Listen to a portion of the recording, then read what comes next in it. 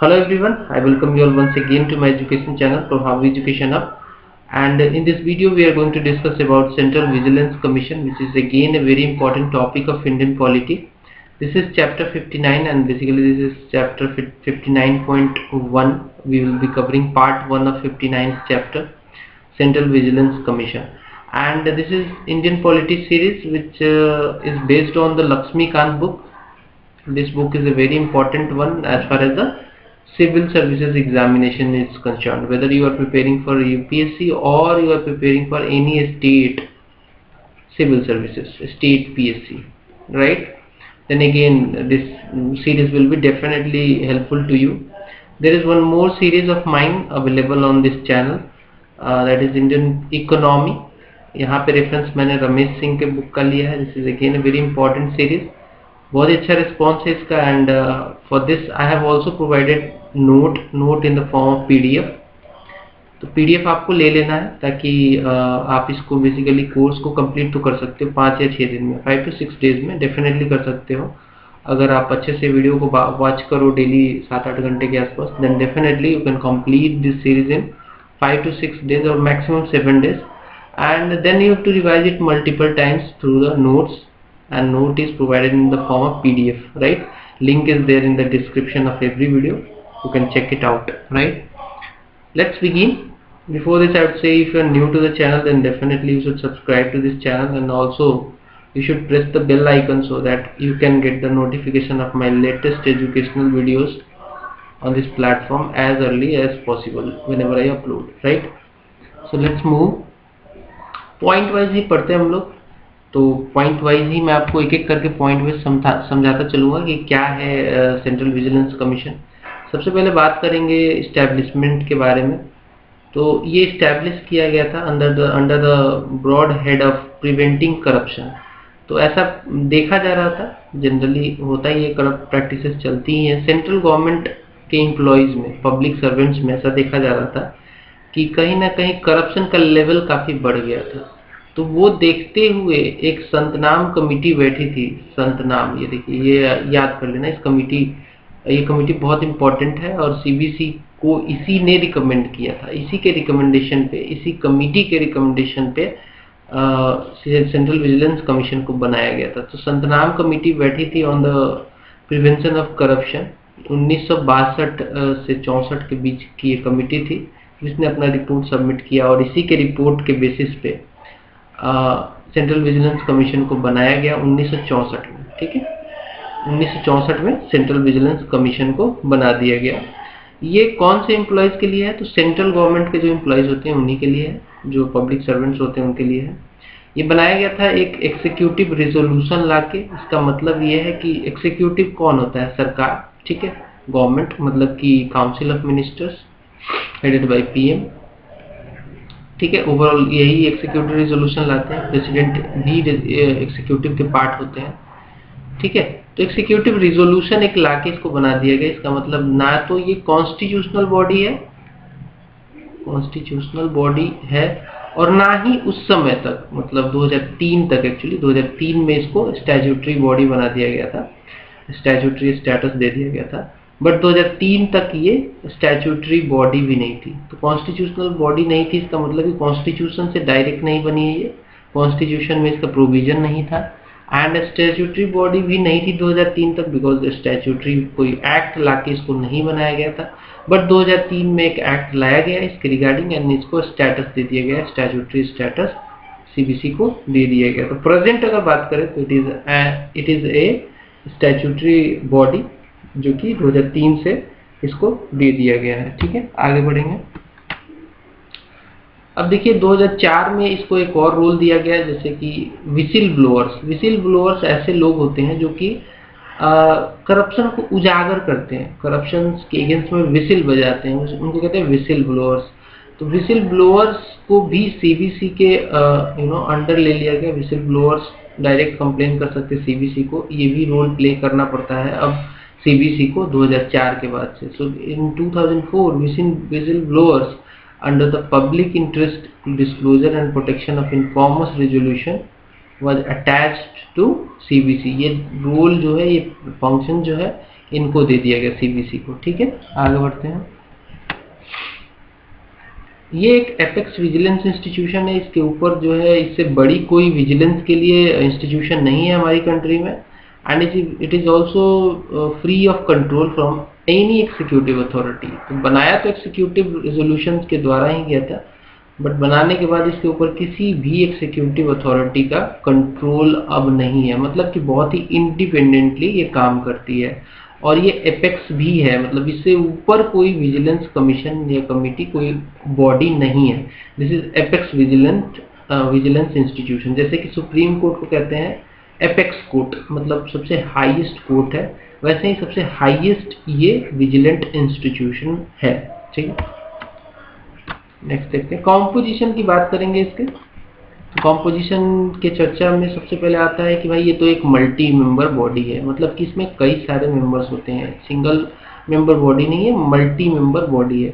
तो कौन कौन से लोग होते हैं जो इसके मेंबर हैं? तो एक भैया होते हैं इसमें सेंट्रल विजिलेंस कमिश्नर, जिसको सीवीसी बोलते हैं, सेंट्रल विजिलेंस कमिश्नर। ठीक है, ये चेयरपर्सन होते हैं इस कमीशन के, and not more than 2 vigilance commissioners. तो इनके अलावा भी 2 विजिलेंस कमिश्नर से ज़्यादा नहीं होने चाहिए, मतलब टोटल 3 हो सकते हैं, टोटल 3 1+2 हो सकते हैं मेंबर्स। ठीक है, एक तो चेयरपर्सन हो जाएंगे और 2 मेंबर हो जाएंगे।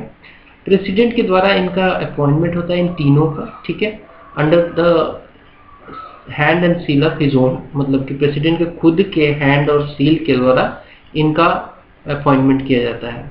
बट इसके लिए इनको रिकमेंडेशन पे काम करना पड़ता है। बेसिकली रिकमेंडेशन वो आती है एक 3 मेंबर की कमिटी से, 3 मेंबर की कमिटी जिसमें मेंबर होते हैं prime minister as its head. ठीक है, तो ये 3 मेंबर के हेड होते हैं पीएम, एक मेंबर यही होगा, हेड की तरह काम करते हैं। और इसमें होते हैं एक union minister of home affairs, ठीक है, होम मिनिस्टर जिनको कहते हैं, और एक होते हैं लीडर ऑफ द ऑपोजिशन इन लोकसभा। इनका जो टेन्योर होता है, मैं बात कर रहा हूँ यहाँ पे CVC and not more than 2 vigilant commissioners की, इनका टेन्योर होता है 4 इयर्स का, या तो 4 इयर्स या फिर मैक्सिमम 65 इयर्स ऑफ एज। ठीक है, 65 इयर्स ऑफ एज, या तो 4 साल काम करेंगे। मान लीजिए कोई बंदा जो कि सीबीसी बना है, सीबीसी मतलब कि सेंट्रल विजिलेंस कमिश्नर या फिर विजिलेंस कमिश्नर बना है, जो 2 होते हैं, उनमें से कोई भी ये बना है अगर, तो मान लीजिए इसका एज है 59 इयर्स, तो ये 4 साल काम करेगा, मतलब 63 पे ये रिटायर हो जाएगा। सपोज इसका एज ही है 62 इयर्स, तो 4 साल ये अगर जोड़ोगे तो 66 साल हो जाएगा। लेकिन मैक्सिमम कितना होना चाहिए? मैक्सिमम इससे ज़्यादा सर्विस नहीं कर सकते, 65, यानी कि ये 3 साल ही इस केस में काम कर सकता है। I hope this is very clear.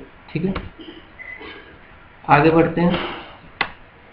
Next again यहाँ पे एक बार अपॉइंटमेंट इनका हो गया है सीबीसी या फिर विजिलेंस कमिश्नर, तो ये लोग एलिजिबल नहीं रह जाते हैं further employment under the central और स्टेट गवर्नमेंट। ये इसलिए रखा गया है ताकि ये किसी के हित में, किसी के फेवर में काम ना करे।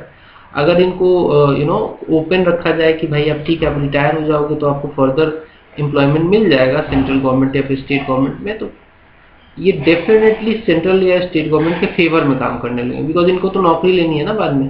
ये तो सेंट्रल गवर्नमेंट के एम्प्लॉयज़ के अगेंस्ट ही नहीं जाएंगे, सेंट्रल गवर्नमेंट के अगेंस्ट काम ही नहीं करेंगे, मतलब इनको लगेगा कि अब हमें नौकरी नहीं मिलेगी बाद में। तो इसलिए इनका एम्प्लॉयमेंट फर्दर नहीं रखा गया, ताकि इनका इंडिपेंडेंट वर्क जो है वो कंटिन्यू रखा जा सके, इनको किसी प्रकार की लालच ना हो या डर ना हो। President can remove them, I am talking about these guys, civil central vigilance commissioner और जो बाकी 2 विजिलेंस कमिश्नर होते हैं, इनको प्रेसिडेंट रिमूव कर सकते हैं। उसके लिए कुछ सर्कमस्टांसेस हैं, वो मैं आपको बता देता हूँ क्या क्या सर्कमस्टांसेस हैं। पहला सर्कमस्टांस है इसमें कि अगर ये इंसॉल्वेंट हो जाए। ठीक है, इंसॉल्वेंट मतलब कि इनके पास जो कुछ लोन लिया है पैसा नहीं पे कर पा रहे हैं, बिल्कुल कंगाल हो गए, इंसॉल्वेंट हो गए, उस केस में इनको हटाया जा सकता है प्रेसिडेंट के द्वारा। या फिर ये कन्विक्टेड है किसी भी ऑफेंस के में, इन्होंने कोई ऑफेंस किया है, कन्विक्शन भी हुआ है, उसमें कन्विक्ट ऑलरेडी घोषित कर दिया गया है इनको अथॉरिटी के द्वारा, और वो जो कन्विक्शन है वो मोरल टर्पिट्यूड का भी है, तो उस केस में इनको हटाया जा सकता है as a ground.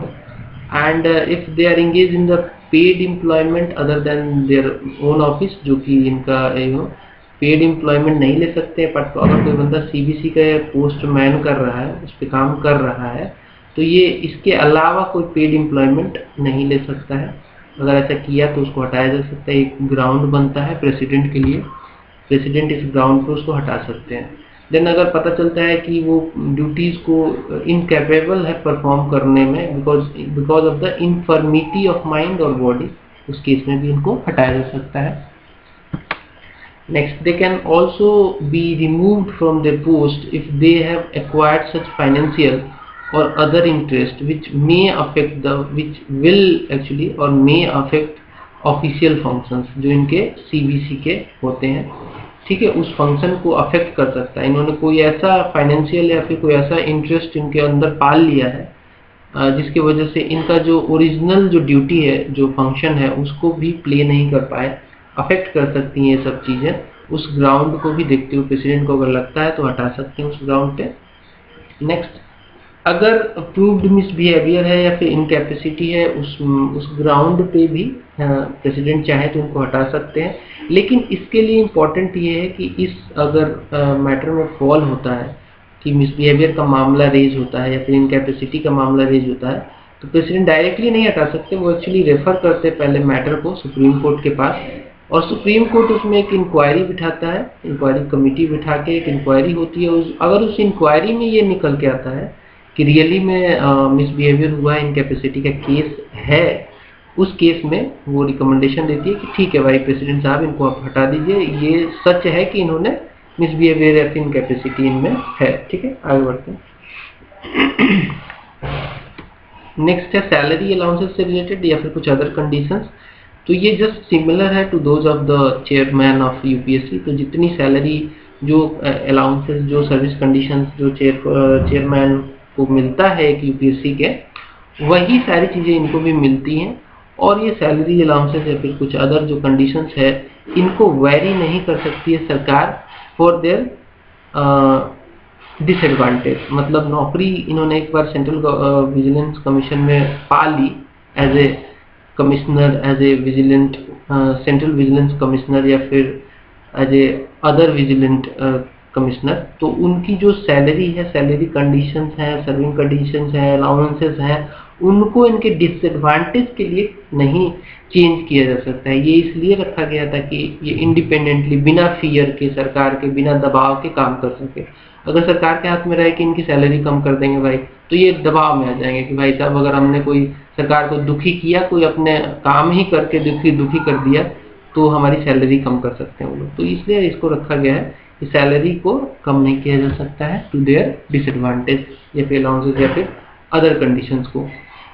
Vigilance commissioner are similar to those of member of UPSC. मतलब जो जो चेयरमैन ऑफ यूपीएससी का जो कंडीशन है वो मिलता है एक्चुअली सेंट्रल विजिलेंस कमिश्नर को, और बाकी जो 2 विजिलेंस कमिश्नर होते हैं उनको मिलता है वही सैलरी, वही अलाउंसेस, वही अदर कंडीशन जो कि एक मेंबर को मिलता है यूपीएससी के। ठीक है, I hope it is very clear.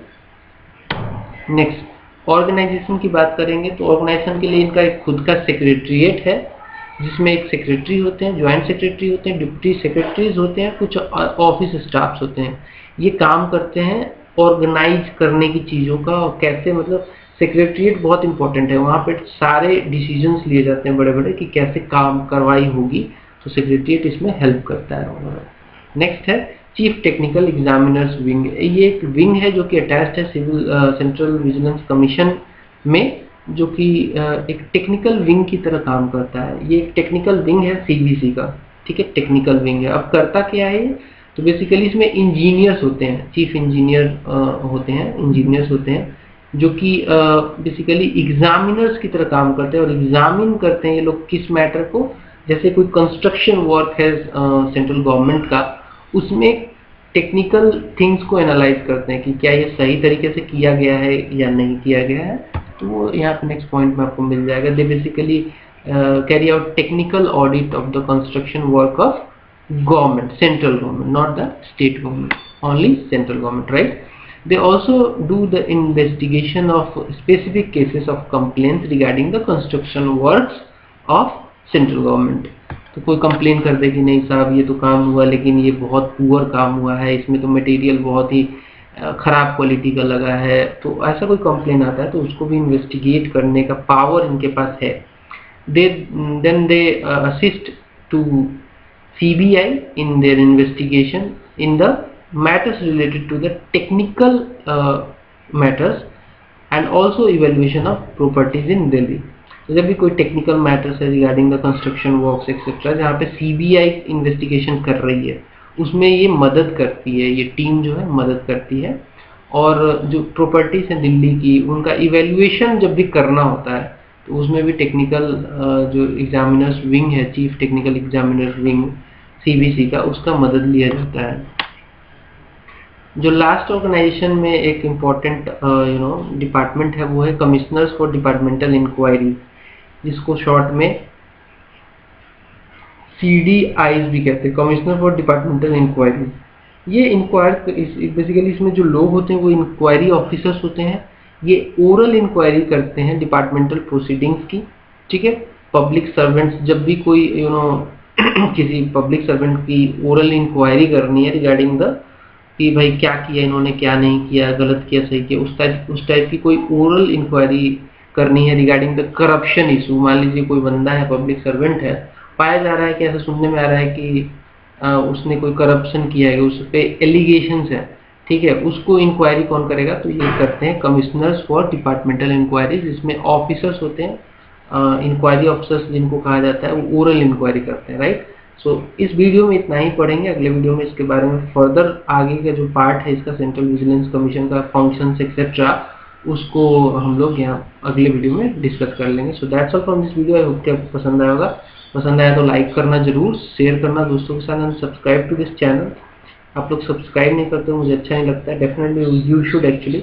And PDF भी इसका मैं लास्ट में आपको दे दूंगा ताकि आपको नोट ना बनाना पड़े, सीधा PDF पढ़ोगे और मल्टीपल टाइम इसको, बिकॉज छोटी कर दी है मैंने चीज़ों को बिना कोई पॉइंट छोड़े हुए, तो आपका जो प्रिपरेशन है वो अच्छे ट्रैक पे चलेगा, आपको मटेरियल कंपोजिट मिल जाएगा यहाँ पे।